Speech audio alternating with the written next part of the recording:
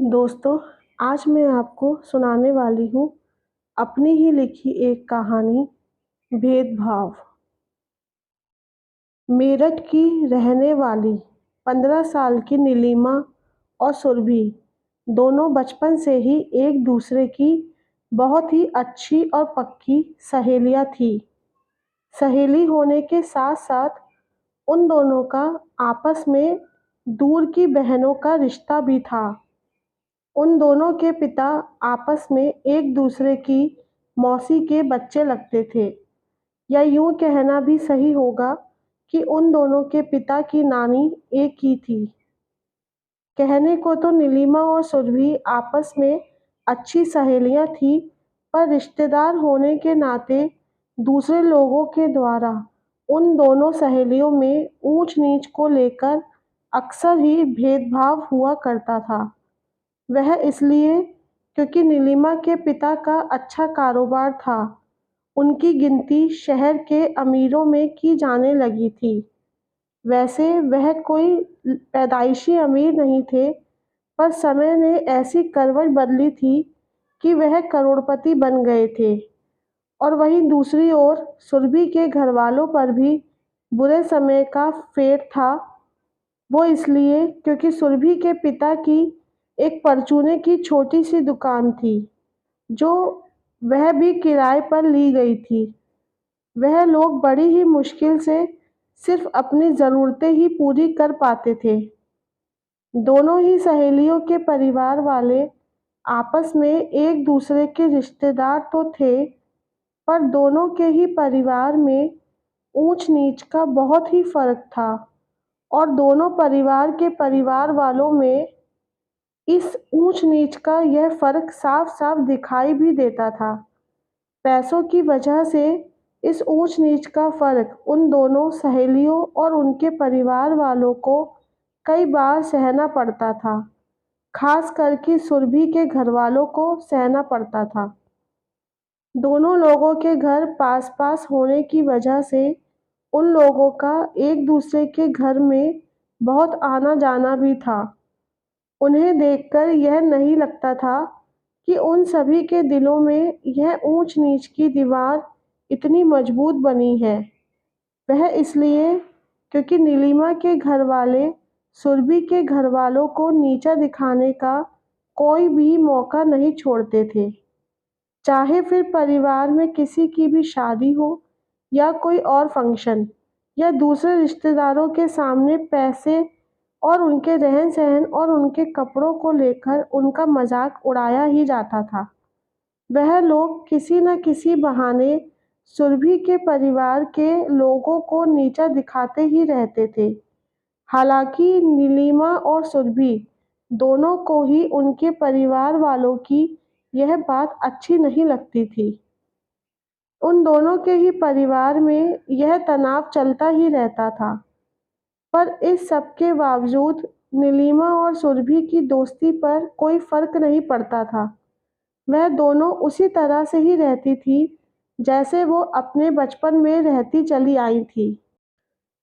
पर हद तो तब हुई इस ऊंच-नीच के भेदभाव की, जब नीलिमा के घर उसके किसी रिश्तेदार के यहाँ से उनकी लड़की की शादी का निमंत्रण आया था।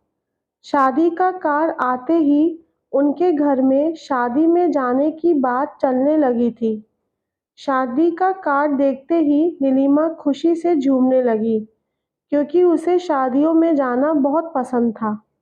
सभी घरवालों को यह अच्छे से पता था कि नीलिमा तो जाएगी ही। उसके अलावा और कौन-कौन जाएगा, यह तय करना अभी बाकी था। उनके घर बहुत देर तक बात करने के बाद यह तय हुआ कि शादी में नीलिमा के पिता चंद्रशेखर जी और नीलिमा ही जाएंगे।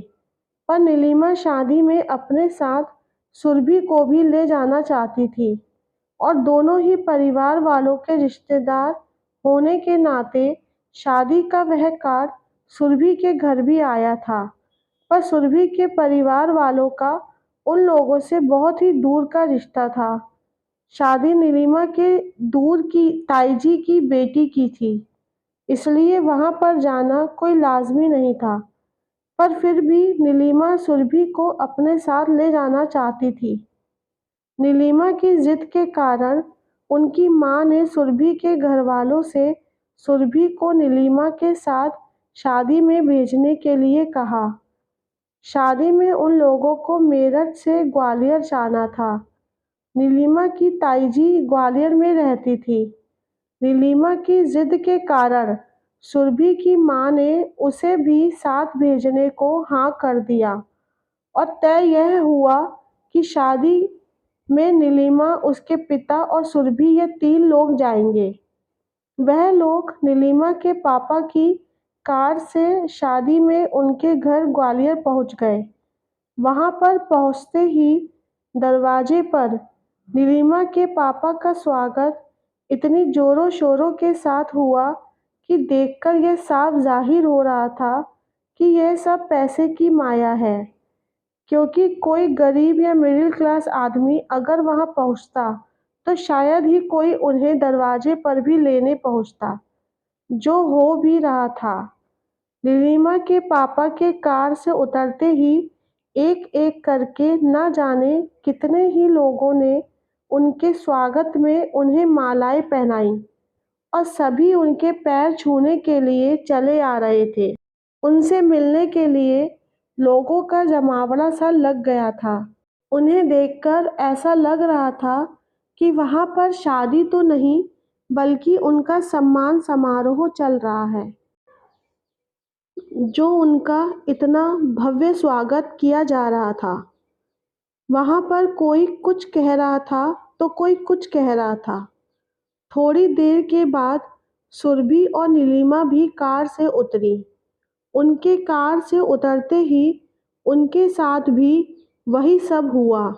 ना जाने कितनी ही दादी, नानी, बुआ, मामी, ताई, चाची उन्हें घेर कर खड़ी हो गई थी।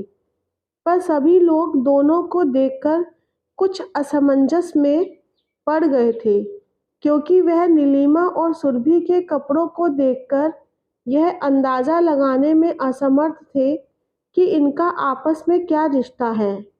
नीलिमा और सुरभि के कपड़ों में इतना अंतर था कि उन्हें देखते हुए लोगों ने आपस में खुसर-पुसर शुरू कर दी थी। सुरभि को देखकर कुछ लोग बोल रहे थे कि यह उनकी कोई कामवाली होगी, जो इनकी बेटी और भाई साहब का ध्यान रखने आई होगी, क्योंकि उन दोनों लड़कियों को देखकर उनके बीच उस ऊंच-नीच का अंतर साफ समझ में आ रहा था। वहां पर कोई कुछ कहता तो कोई कुछ, सभी ने कुछ न कुछ अटकलियां लगाना शुरू कर दिया था। हालांकि उनमें से कुछ ऐसे भी थे जिन्होंने उन दोनों को बिना कुछ जाने बूझे प्यार भी दिया था और कुछ ऐसे भी थे जिन्होंने उन्हें बहनें भी बताया था। नीलिमा और सुरभि को यह सब बड़ा अटपटा सा लग रहा था, क्योंकि उन्हें इस तरह से मेहमान नवाजी की आदत न थी। नीलिमा तो उनमें से फिर भी 2-4 लोगों को जानती थी, पर सुरभि तो उन सभी से बिल्कुल ही अनजान थी। सुरभि को वह माहौल बिल्कुल भी पसंद नहीं आ रहा था और ऊपर से लोगों का उसे देख-देख कर बातें करना, इस सब ने उसे वहां पर और भी ज्यादा अकेला महसूस करवाया था। झुंड बनाकर कई लोग सुरभि की तरफ देखते हुए कोने में जाकर खुसर-पुसर कर रहे थे। सुरभि का किसी से भी खास परिचय न होने की वजह से वह बार-बार अपने मन में यही सोचे जा रही थी कि माँ ने नीलिमा की बात क्यों मानी, काश कि मैं आई ही नहीं होती। सुरभि उस माहौल में अपने आप को बहुत ही ज़्यादा घुटन भरा महसूस कर रही थी, क्योंकि सभी लोग ना जाने उसे देख-देख कर कितनी ही बातें बना रहे थे। वह मन ही मन सोच रही थी कि आखिर यह सब क्यों? इतना भेदभाव, वह सब किस लिए? क्योंकि मेरे कपड़ों में वह चमक नहीं, या मेरे परिवार वालों के पास इतने पैसे नहीं, या नीलिमा के रंग-बिरंगे कपड़ों की चमक या उसके पापा की इस चमचमाती गाड़ी इस भेदभाव का कारण है? आखिर यह सब क्यों है? वो भी बच्चों को लेकर भेदभाव। इस आदर सत्कार के बाद उन तीनों को अंदर मेहमानों वाले कमरे में बैठाया गया और उनके सामान को कमरे में रख दिया गया। कमरे में जाने पर भी सुरभि के मन में यह सब बातें चल ही रही थी। कमरे में कुछ देर बैठने के बाद नीलिमा के पापा से एक-एक करके सभी का परिचय करवाया गया। उस समय तक नीलिमा की ताईजी इन लोगों से मिलने नहीं आई थी। वह शादी की रस्मों में व्यस्त थी। इन सभी के बीच सुरभि को लेकर कुछ लोगों की कानाफूसी अभी तक चालू ही थी, क्योंकि नीलिमा की अमीरी के आगे उस बेचारी के फीके कपड़े और बुझा हुआ चेहरा लोगों को उसके परिचय के बारे में सोचने पर मजबूर कर रहा था। कुछ देर गुजरने के बाद नीलिमा की ताईजी उन लोगों से आकर मिली और उनके आते ही मेहमानों के बीच उस कानाफूसी ने विराम ले लिया था। वो इसलिए भी क्योंकि उन्होंने कमरे में आते ही नीलिमा को लाड दुलार करते हुए उसके माथे पर चूमकर प्यार किया और उस बेचारी सुरभि को प्यार करना तो दूर, उसकी तरफ देखा तक नहीं था। सुरभि को इस तरह से नीलिमा और उनके बीच में भेदभाव करना हजम नहीं हो रहा था। उसके सब्र का बांध अब टूटने लगा था। आखिर कब तक वह इस ऊंच-नीच के भेदभाव को सहन करे? बचपन से लेकर अब तक वो और उसका परिवार इस ऊंच-नीच के भेदभाव को सहन करता ही आया है, पर अब उसमें और शक्ति नहीं बची थी इन सबको सहन करने की। आखिरकार वह सब तमाशे को देखकर सुरभि ने अपनी चुप्पी को तोड़ते हुए नीलिमा की ताईजी को ताना मारते हुए बोला कि अरे ताईजी, नमस्कार, हम भी आए हैं शादी में, जरा हमारी तरफ भी थोड़ा ध्यान दे। उसने थोड़ा मुंह टेढ़ा करते हुए कहा, आपके घर से कार्ड पहुंचा था हमारे घर भी, तभी आए हैं, वरना ना आते। और आप हैं कि पूरा लाड दुलार सिर्फ नीलिमा को ही किए जा रही हैं। क्या बात है? कहीं हमारे कपड़े और हमारी गरीबी तो इसका कारण नहीं, जो हमारे नमस्ते का जवाब देना भी आपने ना चाहा। उसकी बात को सुनकर नीलिमा की ताईजी एकदम सकपका सी गई।